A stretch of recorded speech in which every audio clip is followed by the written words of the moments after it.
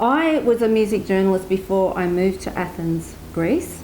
So I found myself over there in a foreign country, a little bit lost, a little bit shell-shocked, a lot of culture shock going on there, and just started sending sort of like my musings back to my family in email form.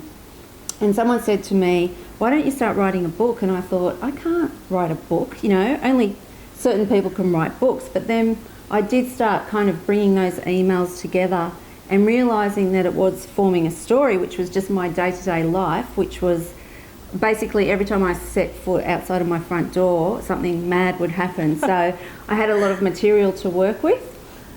And I just started putting all of that together, and my relationship was unfolding with a Greek Australian, and I'm a Maltese Australian. Basically a whole book formed with a beginning, middle and end, and Chehalis and Back was born. You mentioned that your mother is Maltese, yes, and your father is Australian. Yes.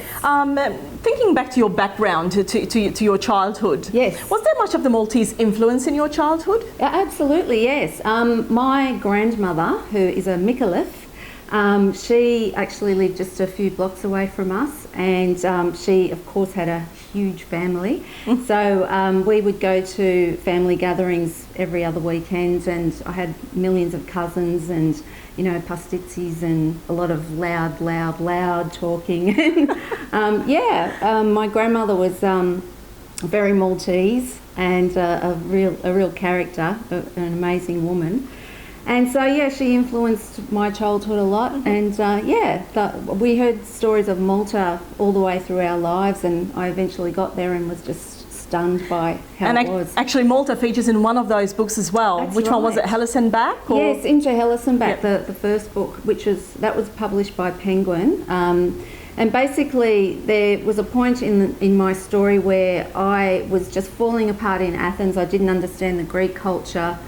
I went over to Malta, which I'd visited before, but this was different, under different circumstances. I was there with my husband, and just seeing Malta and the people of Malta and how they paralleled the people in my own family, everything just kind of fell into place. And I just had this feeling of, I actually belong here, even though I was born in another country, and there was a real sense of belonging. And I realised that was the experience that my husband was having in Greece, because he was a Greek Australian, which I just didn't understand because I couldn't get it at all while I was over there. So you actually found that connection with the land of your parents. Absolutely did. Isn't that incredible? It is incredible. It was mind-blowing. And the funny thing about Malta, which I love, and I've been there probably 5 or 6 times, is you see the mannerisms of people and the characteristics of people, and it's like, oh, there's my Auntie Doris, there's my Uncle Steve, there's Uncle Carmelo. You see the looks of people and the way they interact with people and their mannerisms. It's amazing. It's a parallel universe to your life over here. And I felt so at home and so happy to be over there. Anna, one thing I like about your publications is you see the funny side in a world that's got tragic circumstances, like you've been through yes, quite a few tragic circumstances, but you see the sunny side of it. Yes. Is that your Maltese side coming out? Very possibly, yes. I've never thought of it that way, but very possibly, yeah. I mean, you have to laugh, and the Maltese people have gone through a lot. I know my grandmother was giving birth in a bomb shelter in the Second World War, and she had a terrific sense of humour, and she had a difficult life as well, but she always was laughing, and I absolutely would have got that from her. And the Australian side as well. My dad's quite a character too. But yeah, definitely. So you got a good combination there. I did. Yes.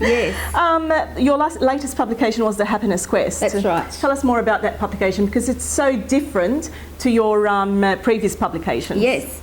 Okay, so I had released a few books by this point, and I'd moved back to Australia after 7 years abroad, and I was actually living here in Maroubra, and I actually began to fall to pieces.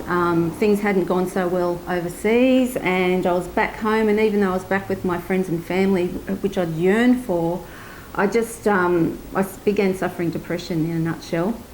And because I was so accustomed to writing, I decided I was going to document the whole experience, try and put a funny spin on it.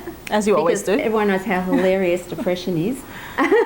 And just do like an A to Z experience of my tumble through depression. And I actually wanted to see if I tried everything I possibly could, whether I'd be able to overcome it. And I did. So what's been the reaction to people, especially people going through depression, that have read your publication? The main reaction to it has been people are so happy to have received a glimmer of hope from it. That's the main thing, and that was my objective. I didn't know how that book was going to end. I was crossing my fingers that there would be a happy ending. And I did manage to just kind of really face my demons head on, and it was really tough. But I learned ways of managing it without medication, thankfully, in my case. And yeah, so the feedback I've been getting back is from people who are going through similar circumstances, who are just so grateful to have read something that A, makes them laugh a little bit, and B, offers a sense of hope. And that to me is amazing, because that was my objective. I want people to have a sense of hope, because when you do suffer depression, there is a real sense of hopelessness and a sense that you're never ever going to be okay ever again.